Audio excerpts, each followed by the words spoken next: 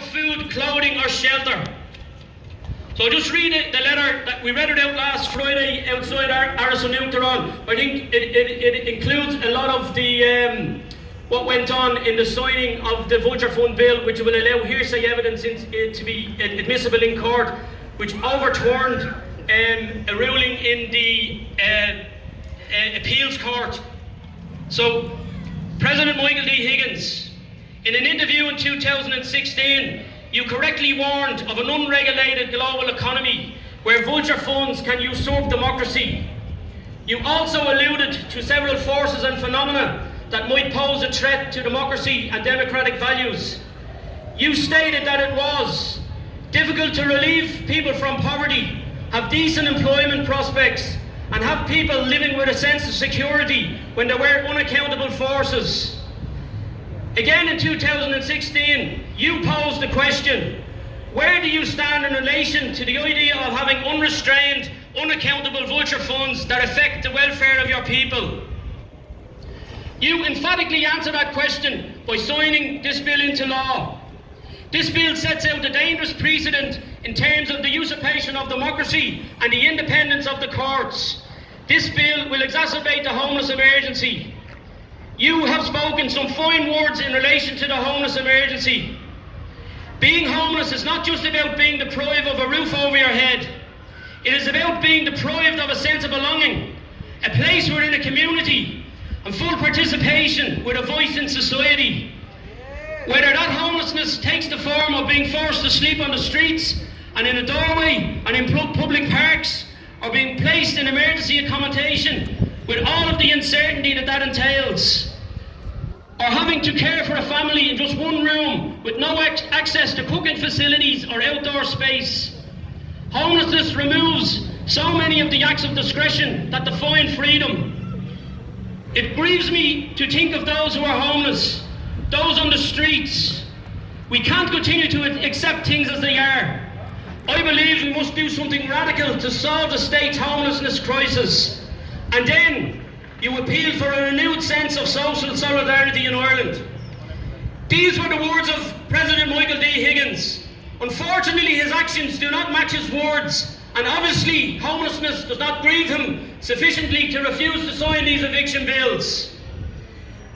He had the opportunity to use his powers under Article 26 of the Constitution to refer the Civil Law and Criminal Law Miscellaneous Provisions Bill 2020 to the Supreme Court to determine whether or not the bill conflicts with the Constitution.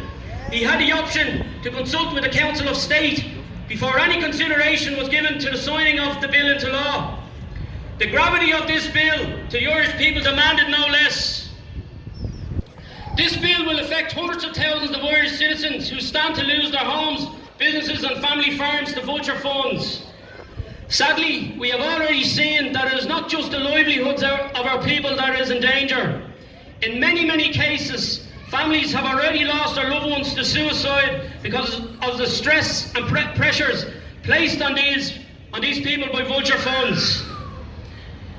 You, Mr. Higgins, have helped weave the ropes that will be used by some of our people to end their lives because of the repercussions of this bill.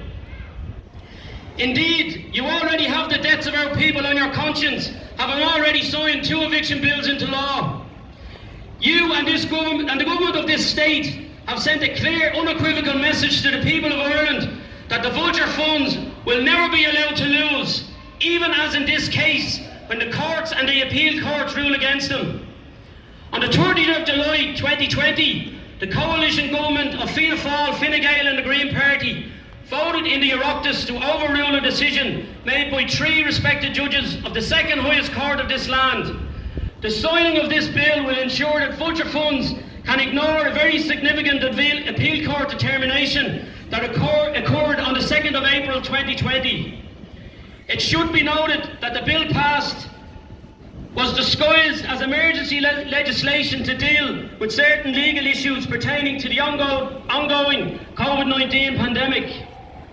However, included in Chapter 3, which was neither urgent nor related to COVID-19, is a blatantly underhanded political manoeuvre by the government to pander to lobbyists on behalf of vulture funds who were dealt a crushing blow in the appeals court. This bill was introduced in the Scanaill and passed within 6 days without any consultation or discussion with relevant professionals or indeed any of the committees created to examine such bills. Instead, the coalition used its majority in the Scanaill to simply railroad the bill through, disguised as COVID-19 emergency legislation. This bill was introduced to the Oireachtas on the 28th of July, just 2 days before they broke for 6 weeks summer holidays. The coalition used its majority to again dispense with the normal democratic procedures of discussion, consultation and proper debate. Instead, the bill got a very limited time of debate on the 30th of July. Almost every speaker who was given the opportunity to challenge the bill raised their legitimate concerns as to its legality. This included several TDs with legal expertise from the government parties who recommended that sections of the bill relating to vulture funds be removed, as they were neither urgent nor COVID-19 related. This was a clear abuse of procedures and a clear example of the usurpation of democracy. Almost all of the vulture funds who operate in this state are Section 110 companies. They avail of charitable status, thus avoiding paying tax on the billions in profits. These profits are funneled through their accounts into the coffers of foreign financial corporations with no benefit to the Irish economy. We believe your position is untenable. Despite your pontificating on homelessness and the effects of unrestrained, unaccountable vulture funds on our people, you have put the interests of the vulture funds before the people of Ireland.